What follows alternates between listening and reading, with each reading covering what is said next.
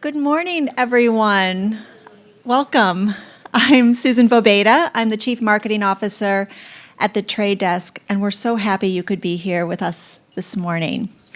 Today marks the culmination of a 3-year-long effort at the Trade Desk on an offering we are so passionate about. We are bringing our clients around the world the ability to reach Chinese audiences through our best-in-class programmatic advertising platform. With 20% of the world's internet users residing in China and over 400 million people among its growing middle class, China presents a huge opportunity for global brands who want to grow, who are looking for growth. In fact, in a recent survey that the Trade Desk did with chief marketing officers, 80% of them said they were planning on increasing spend in China over the next few years. Our goal with our China programmatic effort is to give multinational brands and their agency partners a platform to efficiently and effectively reach Chinese audiences. In doing so, we're providing access to premium inventory in China from some of the most important media companies in the world. We have a great event planned for you today. First, you'll hear a keynote speech, a short one, from the Trade Desk founder and CEO, Jeff Green. And if you haven't heard Jeff speak before, you're in for a real treat.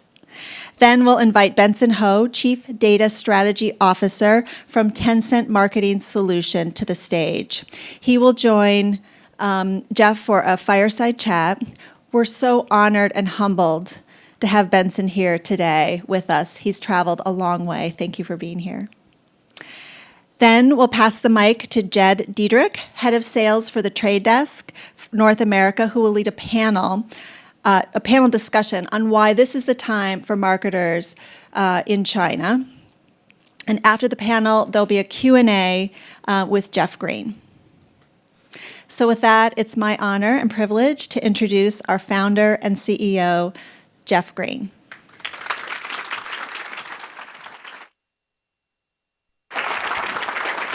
Thank you so much for being here today.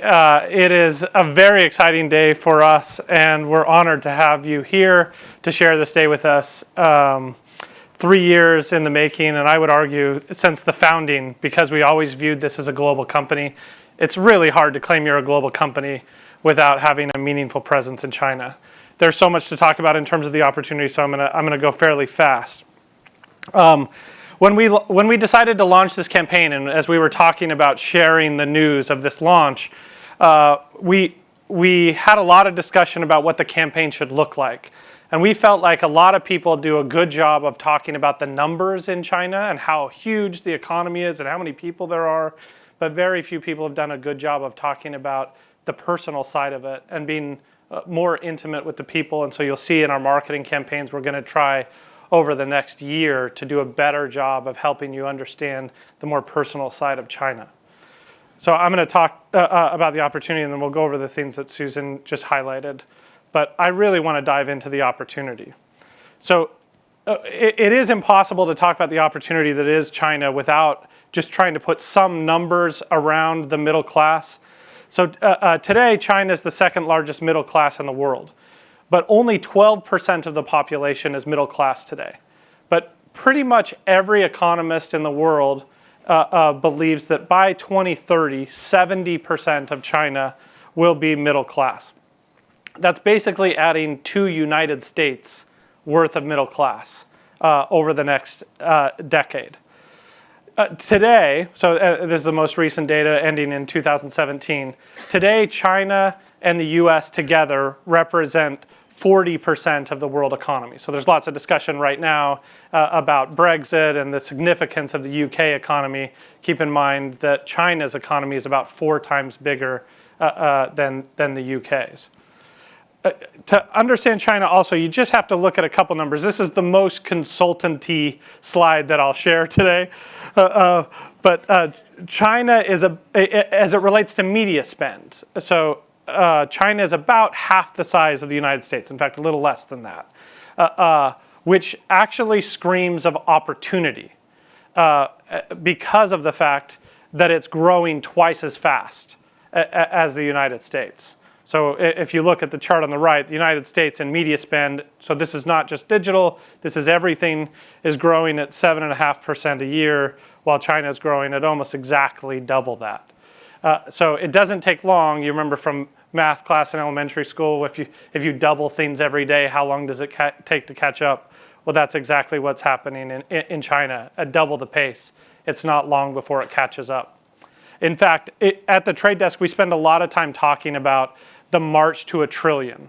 So one of the things that I think is really exciting about the global advertising space is that it grows faster than GDP, and that our industry has a massive TAM, a total addressable market, that will be at $1 trillion. So we're about a $725 billion industry today. In less than 10 years, it will be $1 trillion industry. And when it is $1 trillion industry, I think it's really important to talk and think about what that landscape looks like then. So by then, APAC will be larger. In fact, it will have been larger than the Americas for quite some time in a decade. So one, it will be larger, but everything will have grown by then as we march to $1 trillion. So but it is really important to consider what China looks like as the markets continue to mature. So of that $1 trillion, about 2/3 of that comes from outside of the United States, a little more than 2/3. That's true today. That will be true then as everything grows. And Asia Pacific will be the largest advertising region in the world by 2022. So if you look at the way most companies are structured today that are in ad tech, those that are outside of China, they tend to look a fair amount like what the trade desk looks like, which is 85% of our revenue comes out of North America, and 15% comes out of the rest of the world, with Europe representing about half of that. So there is this massive untapped opportunity that is Asia, and specifically that is China, which represents, again, the second largest market and by far the largest in all of Asia. So we think that means that as we go from 15%, that by the time we reach that $1 trillion, Asia for us, and led by China, will be more than 50% of the market. So this represents opportunity. If you represent any multinational brand in this room, there's an opportunity for you in China. Susan referenced the Forbes study that, not the Forbes, the Forrester study that we commissioned, where we were basically surveying. So if you don't look at the macro numbers and instead you're interested in the polls and what people's opinions are, we asked a number of CMOs and other marketers what they thought their spend would look like in China. What their spend would look like around the world, and 92% of marketers believe the biggest geographical opportunity in the world was inside of China. We can't really talk about the opportunity that is China if we don't talk about data engagement, because it is very different.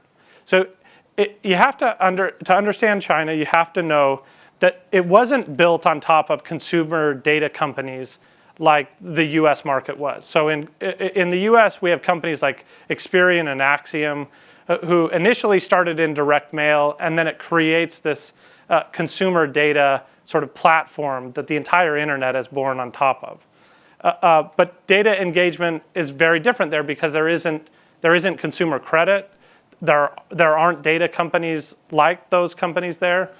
And it actually puts a significant burden on the companies that have a lot of data. And Benson and I are going to talk a lot about this in a few minutes when we talk about Tencent. But it means that the rules essentially are that data that comes into China, and especially data that originates in China, never leaves. So that just puts a big burden on those of us that operate there to make certain that we comply. It's actually very clear rules. They're just different rules. And that creates a big opportunity for global companies, which I'll explain in a second. Part of that big opportunity for us is an outside-in opportunity. And when I say us, I mean the collective us. It's not just about the trade desk. It is an opportunity for anybody here who represents a brand that is based outside of China to go invest and spend more inside of China. Because if you look at the difference between GDP and ad spend, there's a huge gap. And it doesn't matter, if you look at it in the micro, you often see like fashion brands will have 60% of their sales take place in China, but 30% of their ad spend will take place in China. If you look at it from a GDP standpoint, there's the exact same gap.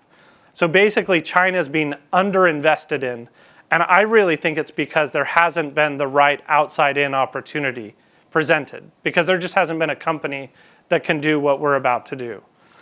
So I want to be super clear what we're after today.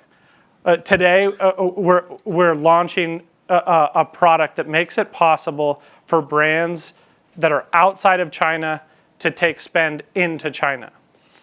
And to do that, we had to do a lot of work. And I won't bore you with all those details, but it takes 2 or 3 years to have any chance to do something in China. Basically, the entire internet was replicated in China because you're on the other side of a firewall.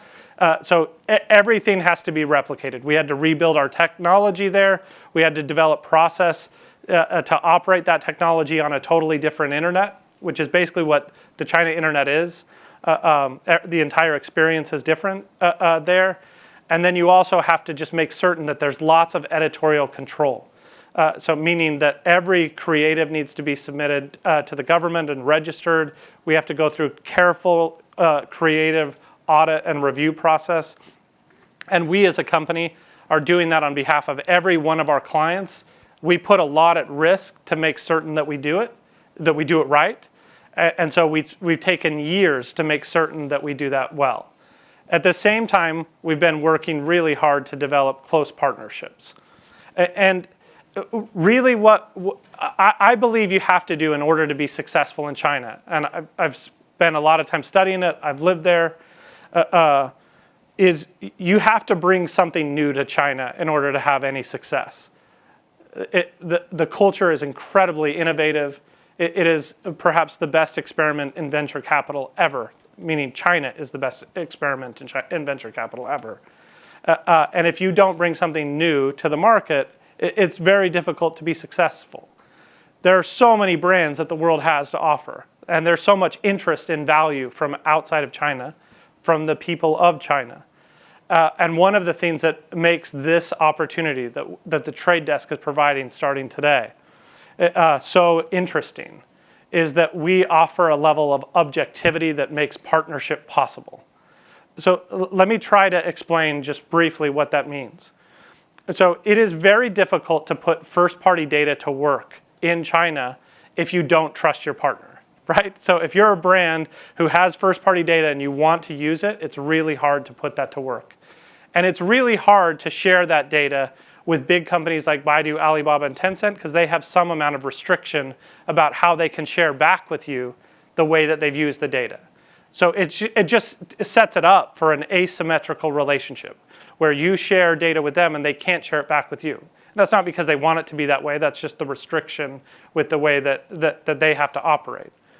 So because the trade desk just focuses on the buy side, and because we've worked really hard to partner with agencies of brands around the world to help them put their first-party data to work, we now, in a safe way, can take your first-party data into China and bring incremental spend to China.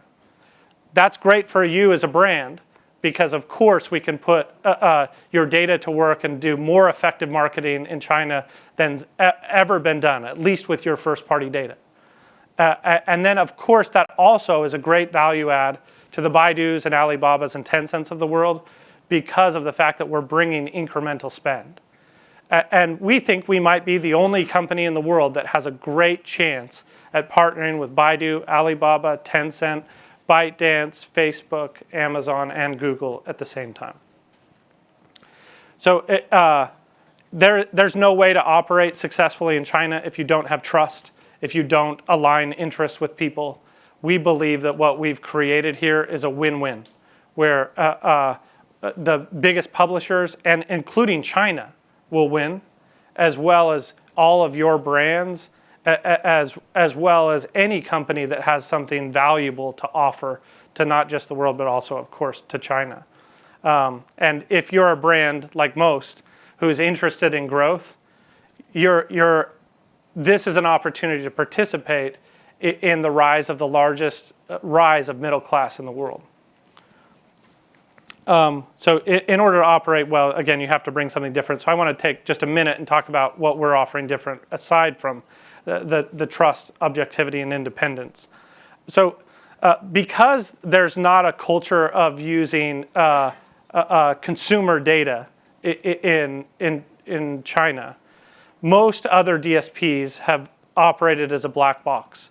And there have been very few global DSPs that have even tried to go into China, and those that have not been successful at any scale. But those that are operating inside of China operate as a bit of a black box. They have more of an ad network business model where they try to operate on all sides. And as a result, they don't have the opportunity to be transparent. That same ad network business model, the same way we would have talked about not having price discovery where you don't know what you're buying, the same thing exists in China. So most of the DSPs in China today have, again, a very ad network business model. That makes it difficult for you to share first-party data. And because of the difficulty in getting data in and out, many of them don't even offer the capability for you to do it. It's not irrational for a Chinese DSP to just focus on China. So with over 1 billion consumers and so much venture capital being invested in the market, there is a ton of opportunity. So many of them have focused on just supporting the China market. There's enough differences and there's enough opportunity that's what they've just focused on. But as we've said at the Trade Desk many times, we don't believe at end state there is any such thing as a US DSP or a video DSP or a Chinese DSP. There's only global omnichannel DSPs, and that's the only way to be successful long term. So one thing that I just want to reassure everybody in the room of is that the Trade Desk has worked really hard to maintain a quality of service everywhere in the world. And we're just as committed to that in China as we've been here. So there are many people here in the room who've experienced the high quality of service that we provide our customers, the quality of people that we have, and between Hong Kong, Taiwan, and of course Shanghai, and soon to be Beijing, we have almost 100 people that are there to service our clients in China. Additionally, I just want to be super clear that the Trade Desk is as committed to transparency in the China market as we are everywhere else. This is a big part of our reputation around the world, and that is exactly the same in China. We will do exactly the same thing in China as it relates to the transparency of the things that we buy. The same thing is true of brand safety. So there are lots of people that have some amount of concern for brand safety, and I think China, just like every market, had some speed bumps early on, especially as it grew so fast, 5, 6, 10 years ago. But there are tools to make certain that it's safe, just like there are in the United States. And of course, we partner and deploy all of those tools. And then, of course, giving you the control. So many people who've bought media in China, because all the independents are more ad network-like, you hand over your money and you hope you get good stuff. And that is something that we won't do. We'll do exactly the same thing we've done everywhere else in the world, which is we'll give you the tools so that you can control what you buy. We'll continue to provide the world-class service. We'll continue to give our customers exactly what they've received here. Just one other opportunity I just want to highlight, and that is in China, because the median household income is about 1/4 of what it is in the US, it's meant that some parts of the market have evolved differently. And there's perhaps no place where there's more opportunity than in connected TV in China. So we talk a lot at the Trade Desk about the opportunity in connected TV, but the convergence of growth that is China, and then connected TV, which in China is ad funded, is maybe the intersection of the biggest opportunity in the world. So there will be more to come on the opportunities in video. We'll talk in a minute about some of our partnerships, but in the same time that we were building for the last 3 years as it relates to product and infrastructure and data centers, we've also been building relationships and partnerships. And we'll talk about one of those with Tencent, but of course with Baidu, iQIYI, who, by the way, their stock has been on fire. Keep an eye on that one. Youku, and Alibaba, of course. So I also just want to just underscore one last time on the issue of safety. In the United States, I think we did the most innovative fraud protection deal in the history of the internet when we worked closely with White Ops. And White Ops is a little nascent in China, but there are partners like AdBug and like RTB Asia that we partnered closely with to make the exact same type of offering that we have with White Ops. We've done something similar with Grapeshot, now owned by Oracle. So we've given the market essentially every option that is scaled in China. We've given the user every option that they could have in China, which is super exciting. So before I bring Benson up, I just want to close on something that is personal to me, which is at the beginning of last year, I said to my board, I think in order for us to capture the opportunity in China, I need to move to either Shanghai or Hong Kong. And the board said, 85% of your revenue's in North America.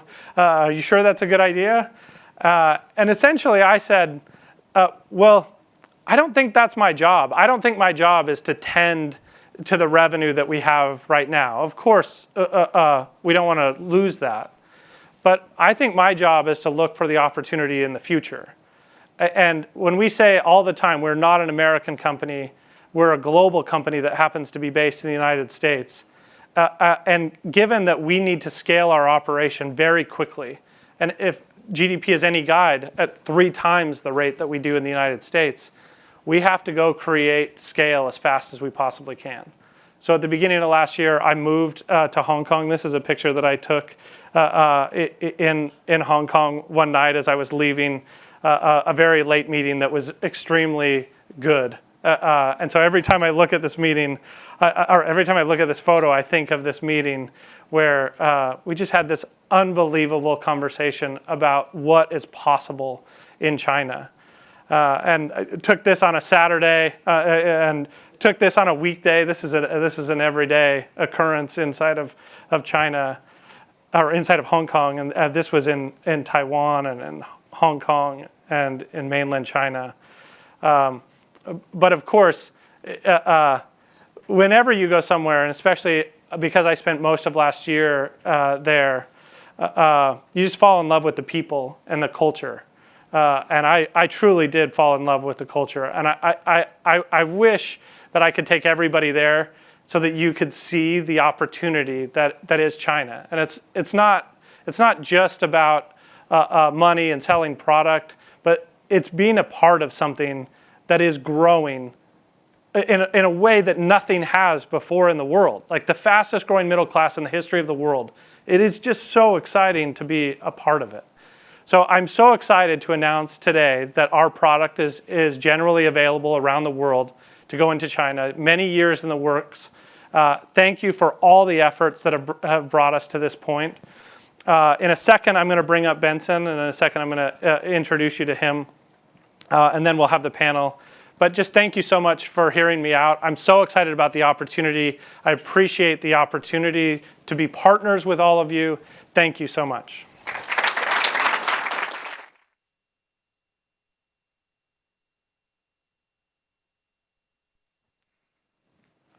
All right. So while they're setting up the stage, I'll stay off the stage so that they can set it up. I want to introduce Benson. Benson is one of the most impressive people that I've met in China.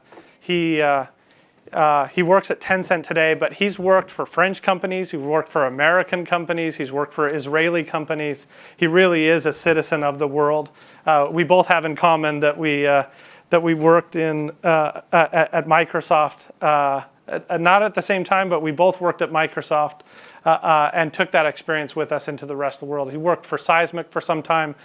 So understanding global ad serving, which I think is foundational to being good in this space at all, is really critical. And now, as the Chief Data Strategy Officer at Tencent, he has one of the most important jobs in the world. Benson, if you don't mind joining me on the stage. Please do.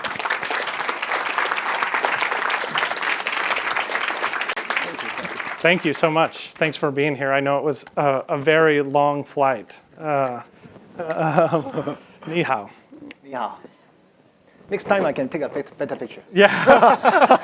I live there. Oh yeah, exactly. I feel that it should be sharper. Yeah. So in mine, I was a little younger, so I refused to change it. So I'm gonna be 90 years old. I'll use that. Yeah. So I should have taken more pictures back then. Is what I should have done. A lot of times in the U.S. we compare Alibaba to Amazon, we compare Baidu to Google, and we compare Tencent to Facebook. And I actually think the last of those is the most unfair, just because I think there's a lot of differences between Facebook and Tencent. And also there's a lot of ways that Tencent has won in certain markets that Facebook hasn't even tried in. Can you help the room kind of understand the significance of Tencent? Maybe just help us understand what Tencent is. Tencent has a global, a corporate strategy that is very special, I think. When you have a good strategy, actually you can let your competitor knows it as well. Like the strategy can be open and to public. And I think it is connectivity. Long time ago, we started with connect with people. And that is very important to start with. Social network, to instant messenger. In the New Year, Chinese New Year, we give red pockets, the red envelopes. Yeah, exactly. So it becomes so popular. It became a payment gateway. It even surpassed the volume is even higher than Alipay recently. Which I think you and I were talking about this before. So I mentioned that there's no history of consumer credit. So like in the United States, you're born, you sort of have credit. That's not true in China. So payments has had to evolve very differently. And it's my understanding, I think you were the one who told me this, Tencent's payment system is bigger than Visa and MasterCard globally put together. Oh, by the way, I was playing with my phone there. I have a slide here. Oh, yeah, there you go. I saw you introducing China, right? Because, yeah. And now you can... The China payment gateway, the mobile payment gateway, the transaction in 2017 together is bigger than Visa and Master total transaction in the world. So this is quite interesting. I was just, and then the payment in China is 72%. Amazing. Through mobile. US is 20%. Amazing. So anyway, it took me about 5 minutes to sitting there to impose lightly. Yeah, that's right. That's amazing. So you're in payments. What else about Tencent is, and it will help everybody understand a little bit about the inventory that we're making available in our DSP. So tell us more about the inventory and just what is Tencent. So I think we know about WeChat, about the more mature adults will use it, and QQ. QQ is another instant messenger social network app, and all together it's just so many people are using it. The number one apps we have so many number one apps in Tencent Video, in Tencent News, in Tencent Music, in the Android, the App Store, in security apps. So many number one. They're all number one. The top apps in China. And we are still, I'm so proud of it, actually. This is not easy to have one platform, to have so many number one apps. You should be proud of it. And I think, you tell me if this is or unfair in any way, but it's fair to compare Facebook to Tencent in the beginning because they were both about connecting people. But then it got to the place where, and it was sort of like this with Facebook. After they connected a lot of people, they said, what do we do next? And the first thing Facebook said is we need to make money so we can go public and we'll put ads on. And that isn't what Tencent did. Tencent connected people and then said, okay, what do we do next? And that's when really two parts of their strategy massively deviated them from Facebook, which is one, get into payments, and two, they quietly became the biggest gaming company in the world. Oh, yeah, that one is a big one. So many of you may know that like Fortnite is slowly like changing, and I have teenage sons, so I know how much it's changed. And then there's the slightly more strategic and more popular in China League of Legends, which Tencent is in both of those, as I understand. Pretty much any popular game you look at, Tencent either created it or bought it on the surge. I think is a fair summary to say what Tencent has done. They don't have to. They have a marketplace. They allow people to join and become part of it, to share revenue. Yeah. So this is how big they are. So they have a whole gaming network. And the other thing is I think they not become. They are not only they can be not only a Facebook connectivities. They have mini program. They connect to commercial applications. They can pay anything. They can buy tickets. They have a map inside. Just you can choose. You can within the app you can choose go to where. You can call taxi. So when I interviewed Tencent, my boss. At that time, he was not my boss. I haven't joined yet, but he told me Tencent has become the biggest app in the world. So I think it's very different. I personally imagine it can become a standalone mobile phone. Just so many things already inside. Right. Yeah, that is something that's very different from Facebook, and that's why I think the comparison is so unfair. Because when you go to Facebook, you're connecting, you're looking at pictures, you're messaging, and that's kind of the extent of it. But you wouldn't think of that as the place where you're like, oh, I want to buy clothes, or I need to buy insurance, or I need to call a car. All of those things happen inside of Tencent's app, millions of times every day. It's unbelievable. And then, of course, the gaming, which can't be overstated. So one thing that I think is really important to help people understand is just how content is consumed differently in China. Can you paint a picture for that? Of course, like more mobile-based, but can you paint a picture for how content is consumed differently in China? One thing I add to the before part is we have reached over 98% of the audience in China. So there's a third-party research also saying average time spent on a mobile phone, more than 60% is on Tencent family apps. So if you open a mobile phone, 60% of your time is on our apps. So the behavior is us actually. Right. But compared with US and China, I think there are lots of things that are in common. We love to play with mobile phone with less family time and doing dinner time, speech time. Yeah. So this is similar.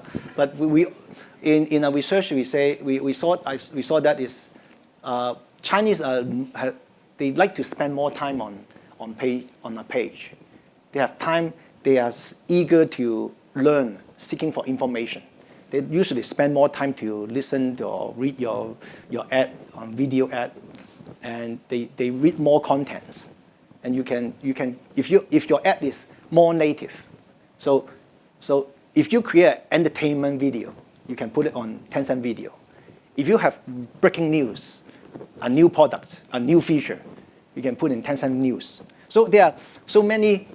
The people are looking for information, especially feeds. So if feeds, they are searching for information. So we find that if you put on an ad on feeds, the performance is very, very good. Just last week, I saw a report.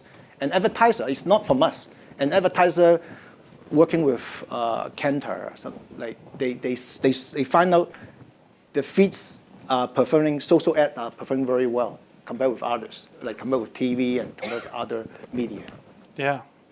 Well, let's switch gears and talk about your day job, which is, of course, related to data. I wish that we would have recorded the conversation we had in Hong Kong a couple months ago about just the way that data is different in China than it is in the U.S. And I don't mind just giving a little bit of primer because this is part of what he and I have talked about for quite some time.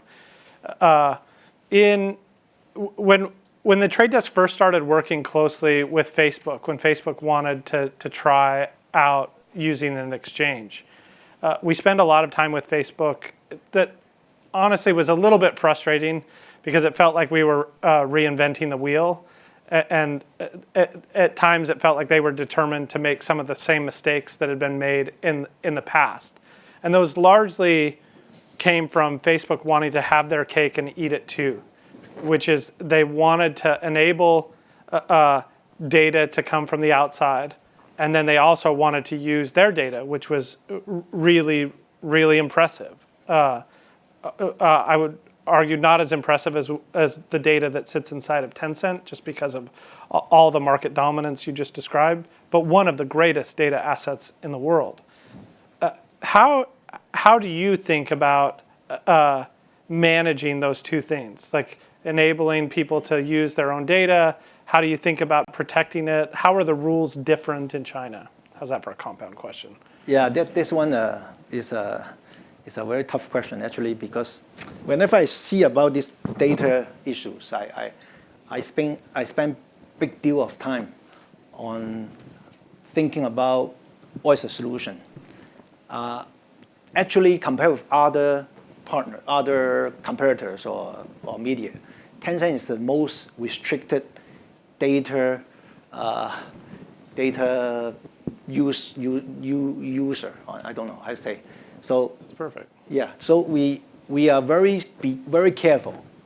If there's no, if my company does not have that many restrictions, I will produce so many other products so easy.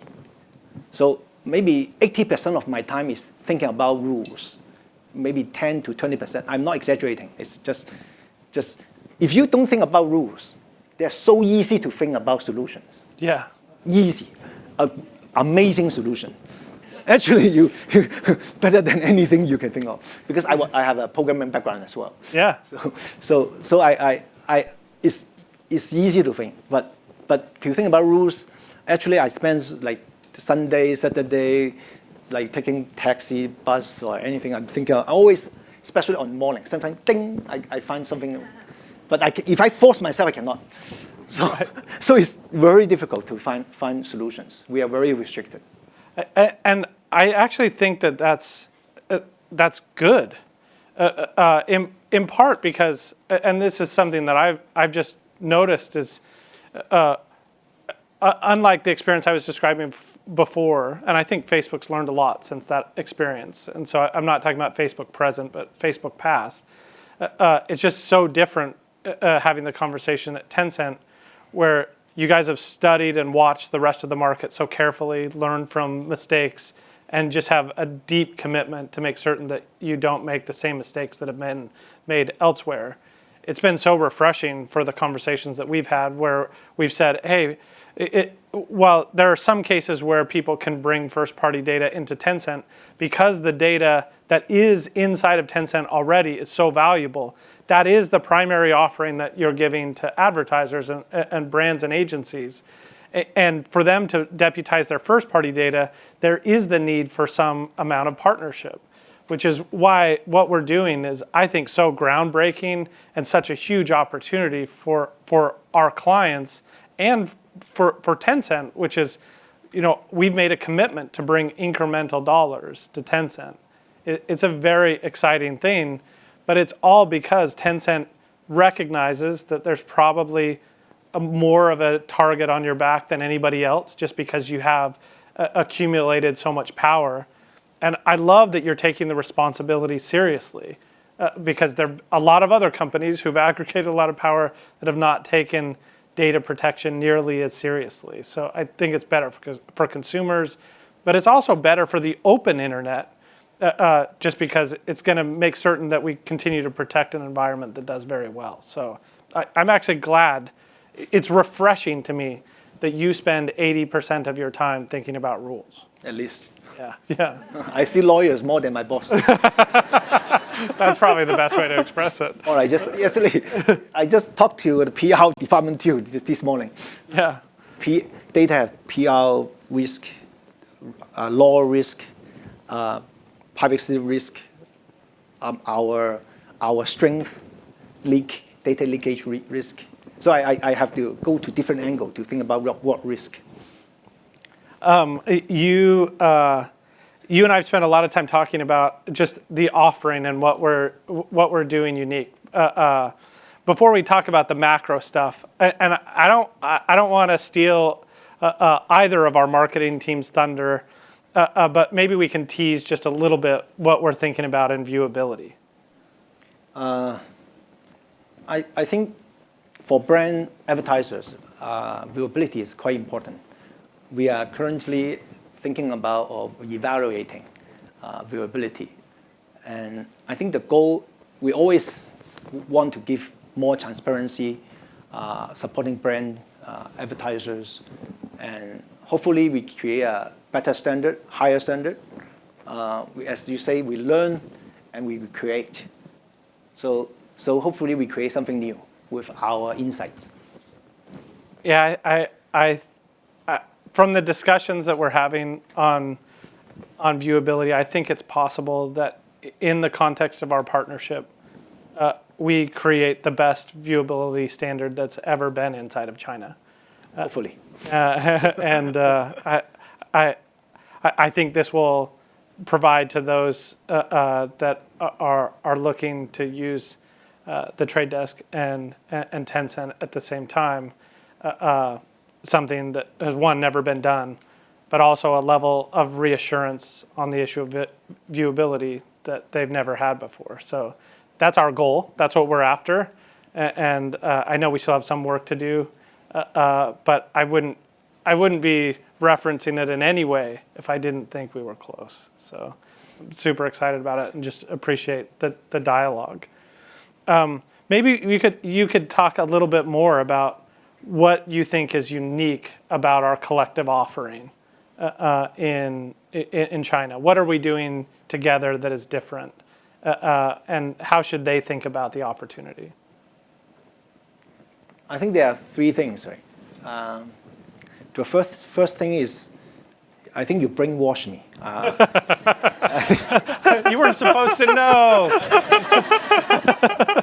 I think the first thing is, you guys worship for transparency. Yeah. I think that will help us to worry less. And then sometimes we can create some partnership so that it's closer with us.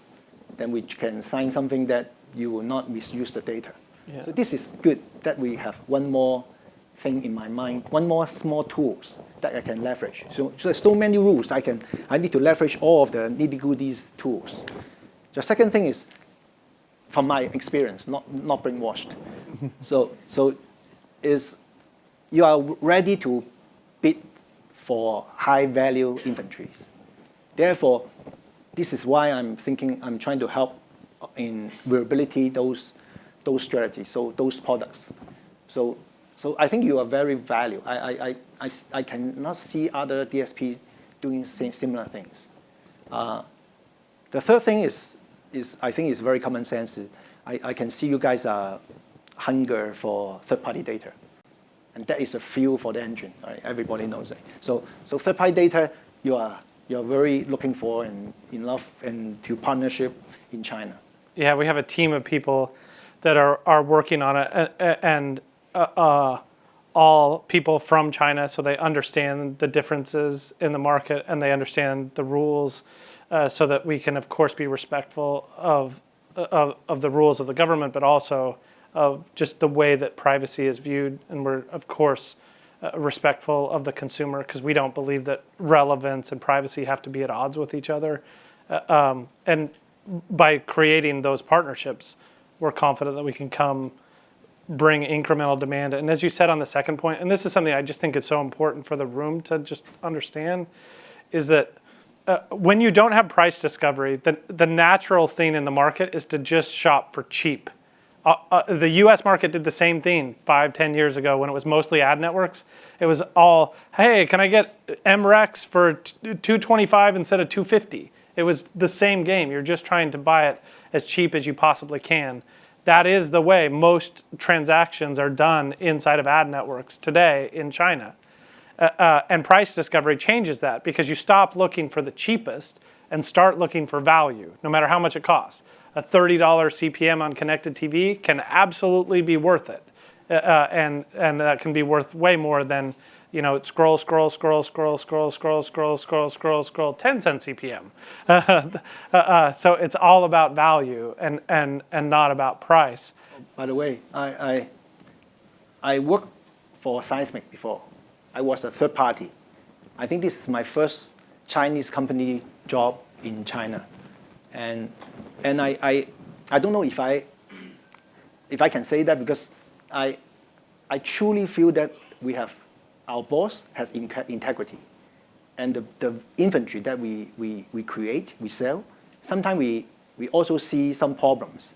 We would rather to cut the revenue to increase the value of the good inventories and cut the bad inventories, cut the revenue as well. So I can see these kind of actions within Tencent.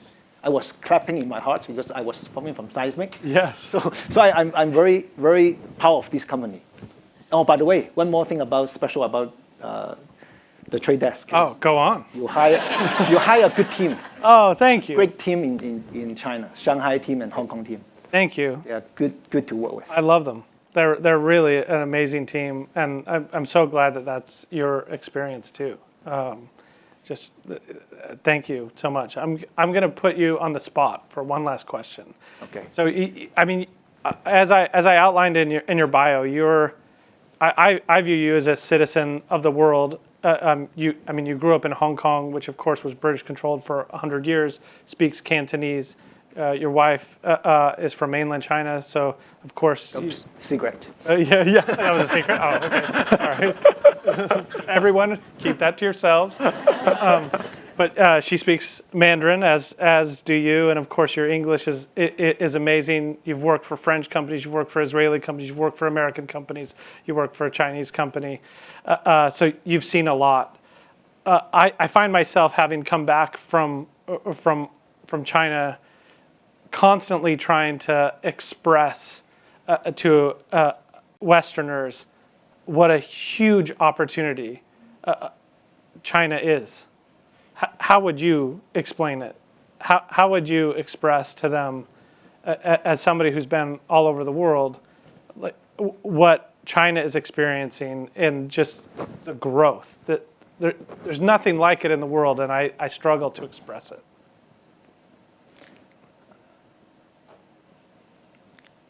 I think there are so many news about China these days, like especially Donald Trump. Yeah. I think the growth of China is very, very obvious, and of course there are people caught in China, in Canada. So I personally also see this opportunity. I came back from US and Canada, fly back to Hong Kong and China to work.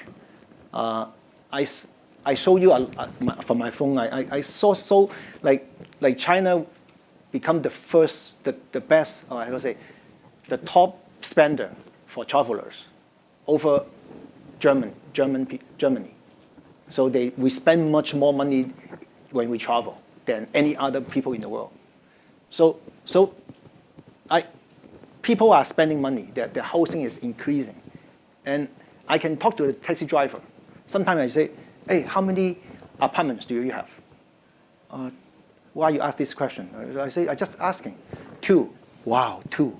You know how much for one?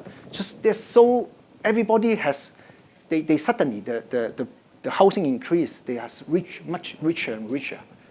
And I find they are, suddenly they have so many middle class, as you say. Yeah.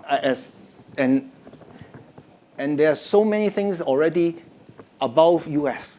And in the future, it will be even more items. And I'm trying, my personal, as working in Tencent, I think the company allowed me to create or support to create something great, something, I don't know if I say that, something that can lead the world. Yeah. Something that can, so innovative with our integrity, something that is so solid that other media is hard to follow. This can happen in Tencent. This can happen in China. So there are so many opportunities. This is why I love to work in Tencent. That's all. I don't know. That was amazing. That was awesome. I think you captured something that I've just failed to express well, which is whatever preconceived ideas you have about China, I hope you're open to changing them, because China is changing so fast that even if you were right, it'll be different in just a minute. So thank you so much for being our partner. Thanks for being here. Thank you.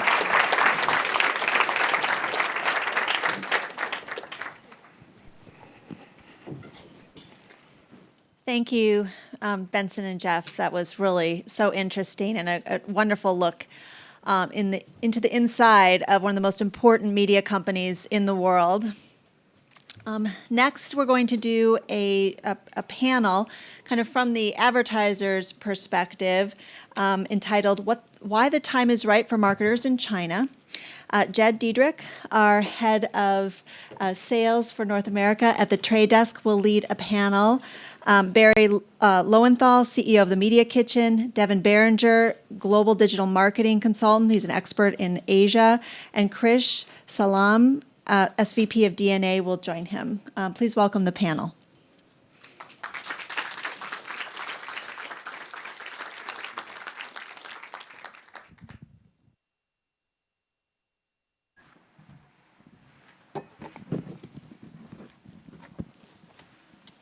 Hi, everybody.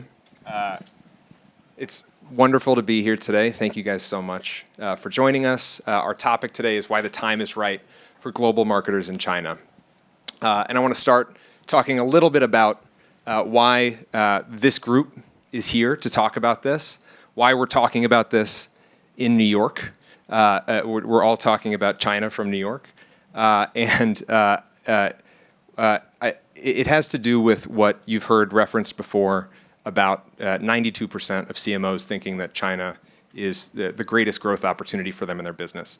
Those are the global CMOs that we talk to at the Trade Desk every day, that this group talks to.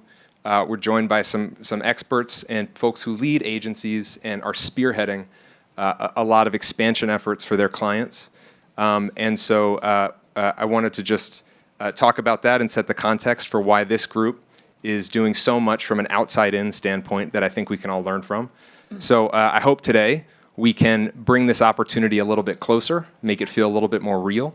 And with that, I'd love for the panel to introduce yourselves. Me first? Go ahead. Hi, I'm Barry Lowenthal, and I'm the CEO of the Media Kitchen. The Media Kitchen is a full-service media planning and buying agency, which means we plan and buy all kinds of media, but probably 75+% of our clients' billings are invested in digital media. We have 7 offices around the world. Last year, we hung our shingle out in Shanghai, so that is a fairly new office, and I suspect I'll get to talk about that experience. Hope so. Devin Berenger. I'm currently an independent consultant. I'm here today because I've spent up until last year, pretty much the last 17 years in Asia Pacific, including a decade in China. Back in the early days of the internet, a little bit, I guess. There's a few 100 million more people online now. My background is mainly agency, WPP, IPG, Omnicom, but I also spent a number of years at one of Tencent's competitors, Alibaba, in Hangzhou, on the B2B side of things as their effectively CRM director. Morning, I'm Chris Salem. I'm the global programmatic lead at DWA, which is part of Merkle and part of Dentsu. We're the B2B agency within the Dentsu group, and we focus solely on high-tech clients like Cisco and Intel, AWS within that sector specifically. Awesome. Thank you guys so much. In talking beforehand, I think we figured out that you guys had spent a collective like 30 years living in Asia, spending a lot of that time in China. So excited to learn from you today. I'd love to start by talking a little bit about the opportunities, right? So this topic is really hot for us with our clients. I think it is for you too. Devin, do you want to start talking about some of the opportunities you've seen and that you're talking to your clients about? I think Jeff and Benson kind of got at a lot of them. I mean, the China is big message has kind of been out there for a few years now, but I think the China is valuable message is kind of where things are right now. I mean, I think 2023 China is going to represent something like 63% of all global e-commerce, whereas the U.S. share of that will shrink to 15%. We've heard the middle class thing, and I think the other thing that's driving this is kind of like e-commerce is the first retail in many places in China. It is that backbone, that infrastructure, and the shopping mall is sort of the afterthought. I think Benson made me feel really nostalgic as well, just talking about the energy and the passion and the possibilities of that market. And that is the other thing, people's engagement with brands, engagement with social is so much higher than almost any other market on the world, that if you have the right thing and you go in the right way, anything is possible, really. Krish, how do you talk to your clients about this opportunity? What gets you and them excited? Well, I think, actually, I'd like to ask the audience a real quick question. How many people have actually been to China, mainland China? Okay, great. So for the folks who haven't been to China, if you want to remain within the programmatic space and sort of digital media, I would strongly recommend booking a ticket to go to China to see it for yourself firsthand. It will be a form of career security for you. No, in all seriousness, It's getting a lot out of this panel already. Well, no, to Benson's point, I mean, it's the largest growing market out there. And if you don't have insight into how it operates on the ground, you're missing a very large opportunity. A lot of our clients tend to sort of over-allocate budgets to Europe and the US. And there's sort of several reasons why they're not necessarily investing as heavily as they should in China. And I think the trade desk and the movement there is going to help actually increase overall demand from the advertisers. That's great. Yeah, we hear frequently that sales so dramatically outweigh marketing efforts in China, which just paints that opportunity really well. There are differences in content consumption. We talk a lot about scale. Scale gets a lot of airtime. But one of my favorite things to think about has been, I'm a big Game of Thrones nerd, and Game of Thrones is coming back. And the season finale of Game of Thrones in the US saw about 16 million live streams, whether that was streaming or for linear. And there's a similar drama in China called Yangtze Palace about the Qing dynasty. It's these 300 million streams a day. And so there are real differences in content consumption, right? And we have to think about that as digital marketers. If you're not thinking about video, if you're not thinking about mobile, you need to dig in a little bit. So I want to talk a little bit about how content consumption habits impact how we think about our digital marketing strategy. So Krish, I'd love to start with you. Yeah, so when you talk about 300 million streams, that's sort of a drop in the bucket in terms of actually what's going on. Benson and Jeff mentioned that overall consumption of media on mobile is sort of the primary way to consume media. Long-form content is sort of the de facto standard there. Desktop, in a lot of ways, is a bit of an afterthought for content consumption. If you think about all the different products that companies like Tencent have, they're not necessarily working with how society is. They're defining behaviors.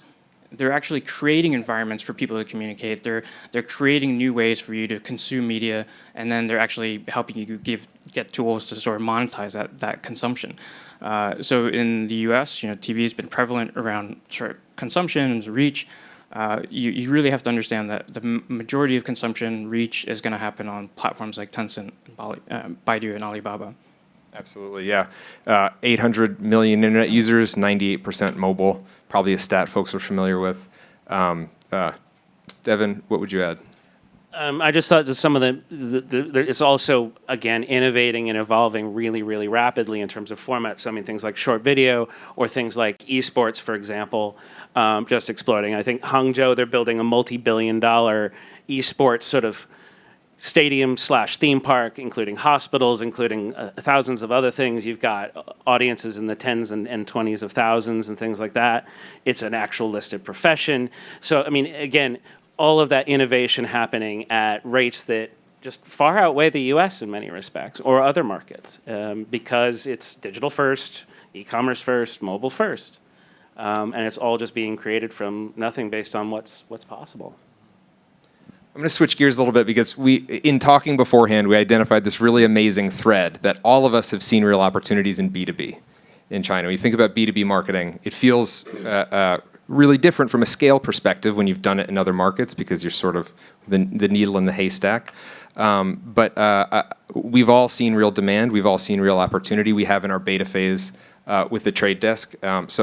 Krish, you mentioned specializing in the space, working with a lot of folks. What are B2B marketers seeing in China? Well, I think B2B high-tech companies are really seeing the macroeconomic growth within China. So our clients like Cisco, Intel, AWS, they really benefit when overall society sort of grows and sort of the consumption of media increases. They're the backbone, the infrastructure that is powering a lot of this. So they're very keen on sort of growing in the market. But they also know that one of the main things for them is to really establish what their brand is within that market. They may have been in the US or other markets for 30, 40, 50 years, and so there's sort of a brand equity. And that sort of has to be reestablished. So you have to get a large company to think like a startup and sort of a new entrant to a market, and then help them build that trust with the local consumer, and then actually help them drive sales. I'm going to just jump in here for a second. Please. So, I think from your end, I think B2B clients are like probably your first opportunity into China. Feels like it. Good. Yeah. And I think one of the reasons why is, and I look at this from our clients. So 2 of our first clients in China are B2B clients. They're not clients that are looking to convert and fulfill. And I think that's a really interesting distinction. And the reason why that is because they just have a different KPI, and they don't have to solve for fulfillment while they can still talk to the Chinese market. So for our clients that are advertising in China now, things like engagement, views are far more important than something like a conversion. So something like the trade desk is a really good solution for us. Now we can activate media in China with just a click.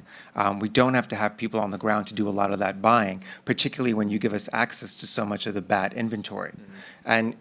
And in America, when you have a budget, one of the first 2 places that you're going to go to is Google and Facebook, and you probably can spend most of your clients' money on Google and Facebook. And the same thing is true in China. So now, if all of that inventory, the BAT inventory, is available to me through the trade desk, then all of a sudden I can provide a lot of support for those B2B advertisers who might not be looking right away for a conversion. Yeah.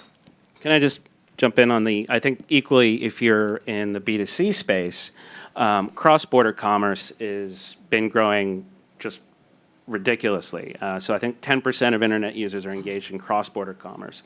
So even going through the rigmarole of trying to find people who can help you get set up on a Tencent or a Tmall is certainly a midterm strategy, but you could probably start with nothing. And a lot of luxury fashion companies, they don't see the value in having a retail presence in China. Even they want to have that sort of velvet rope of only being available outside. And we heard from Benson again about Chinese travelers tend to spend a lot. So, I think there are a lot of easy to try things to get started for both B2Cs and B2Cs. Absolutely. Well, I feel like there's never been a better use case for programmatic than in the B2B using your first party audiences. So we talked a lot about the opportunity. There are some barriers to entry, and we've tried to do a lot of heavy lifting and bring this closer and make it an out-of-the-box solution. But Krish, as somebody who's done this before, what barriers should we be aware of? So I think when you're working with global brands, like some of the things you want to consider are really how are you going to put in place a governance system to know that the operations are going to happen the same way in each region. So you'll be able to kind of compare apples to apples when you're looking at sort of budget, performance, things like that. So kind of defining, making sure that your KPIs are exactly the same in each market. So Trade Desk has a phenomenal reporting suite that helps you kind of keep an eye on things, the tabs and things like that. There's a sort of a large difference in terms of data in the market, local content regulations as well. And then also just the biggest difference is really understanding what the inventory is. So if you can't read Chinese, you're going to sort of have a hard time buying the inventory in a lot of ways. So understanding what the inventory is and how people are actually consuming that inventory is, I think, a fairly large difference in the market. I agree. It's really different from just a media consumption standpoint, driven by the population. Can you talk a little bit more? We talked prior about some of the sort of publisher-specific and format-specific considerations we should think about. Yeah, so I think, in the US, you kind of have your standard IAB package of sizes.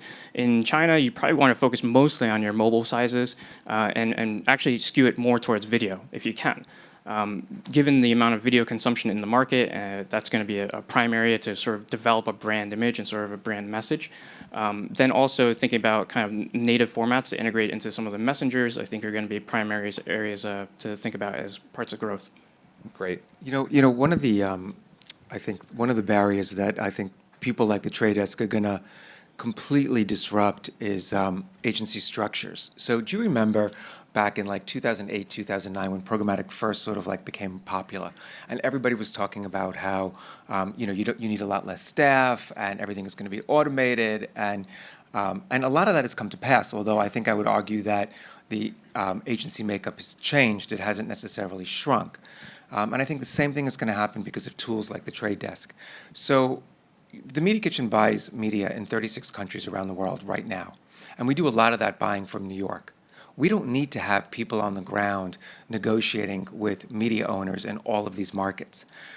Now, we don't need to have people on the ground in Shanghai negotiating with the media owners. We can buy a lot of that inventory through a click from New York, or any other place that we can access the Trade Desk interface, which is really extraordinary when you think about the way that agencies have to be structured today. We need people on the ground who can do strategy, who can do client service, but not necessarily buying, which means that we can charge our clients a lot less money in fees because we need a lot less people in certain markets to support them. That is an extraordinary advantage. It means that all of the people here in New York are going to learn how to buy media in China. Like, whoever thought that that was possible? And now it is. And I think that's a really huge, exciting moment for all of us. Well, that's going straight into your staffing strategy, right? And how your New York office and your Shanghai office will actually work together. Completely. We have people in London that are supporting people in Minneapolis that support Toronto, people in New York that are supporting Shanghai and back. I mean, it's just, we like to think of ourselves as a global cloud-based media agency. So by that we mean the media that we use lives in the cloud, the tools that we use live in the cloud, and now we can move people around based on opportunity. Like, that would never have been possible without platform-based media like the Trade Desk and BAT and Facebook and Amazon and so on. Awesome. I think there's a lot of folks here, hopefully, who are thinking about making this more a part of your day-to-day.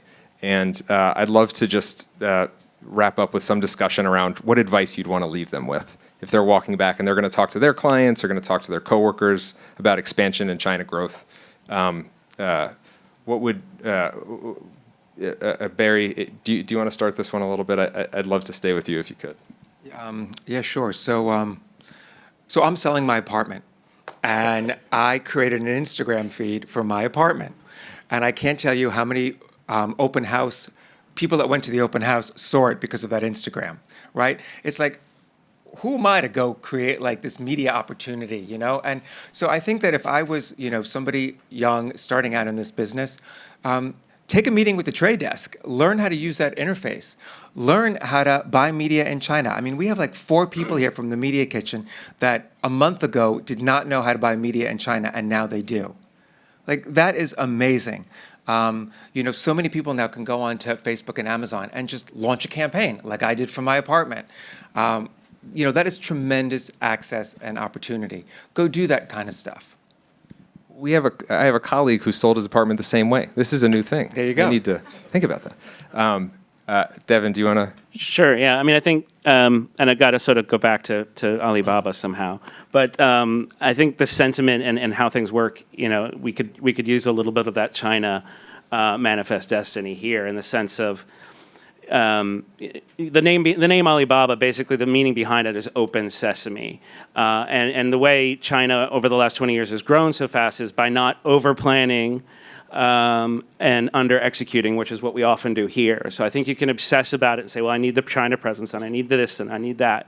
But with this offering, it's very simple for you to go in there, find an audience, size it, run some basic simple tests.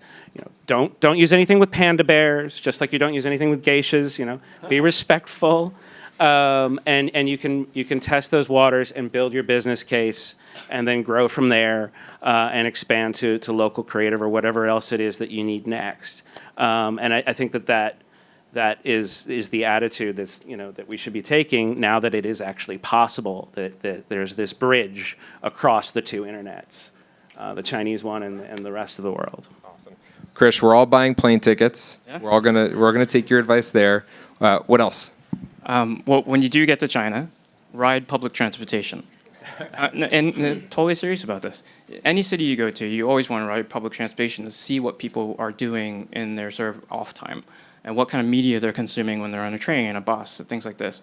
And you will be amazed in whatever city you go to in China, how much media they're consuming on their phone at any given time. And it's usually a good indicator of where they're spending time. So, a few years ago, if you're riding the BART in San Francisco, everyone was on Facebook or everyone was playing Pokemon Go. And that just quickly evaporated. And now it's all Instagram. And you'll notice sort of demographic differences with that. So be a keen observer. I think one thing I think that will make the trade desk very successful in China is sort of Jeff's approach. He's approaching it with a sense of humility, but also longevity. And I think humility in Asia is greatly rewarded. There's a sort of a concept that you have to invest long term. China is not a short-term opportunity, so you might spend several years sort of building your base, building your brand, things like that. So you have to sort of make that business case internally at your brand, and so that takes a lot of effort in a lot of cases. It takes a lot of money, but it will have its benefits long term. So I think observation, visit there, and sort of go there with the idea of that there's a lot of new ways to approach things. So not necessarily using the same rules from here. Go there, take public transportation. Yeah. Any excuse to avoid the New York City subway, I'm up for. That's great. I love your talking a little bit about the long-term view that the trade desk is taking, and I think that we all need to take on this one. So I'll just close by saying, the trade desk has worked really hard to create sort of an out-of-the-box solution that brings this opportunity closer and makes it significantly easier for all of these media buyers. Barry talked about the fact that we've worked together to train people in New York to activate campaigns in China immediately, and that's because we've lifted a lot of the heavy rocks out of the way, and we've really tried to enter China the trade desk way, which is a long-term view and focused on creating transparency and objectivity in a marketplace for all of our clients to take advantage of. So with that, I want to say thank you so much to you guys for joining today. I learned a bunch from this conversation. I also want to say thank you to the live streaming audience. This is going to be the end of our live stream content for today. And we're going to transition over to our Q&A portion with Jeff. So I'll bring Jeff back on the stage. Thank you, guys.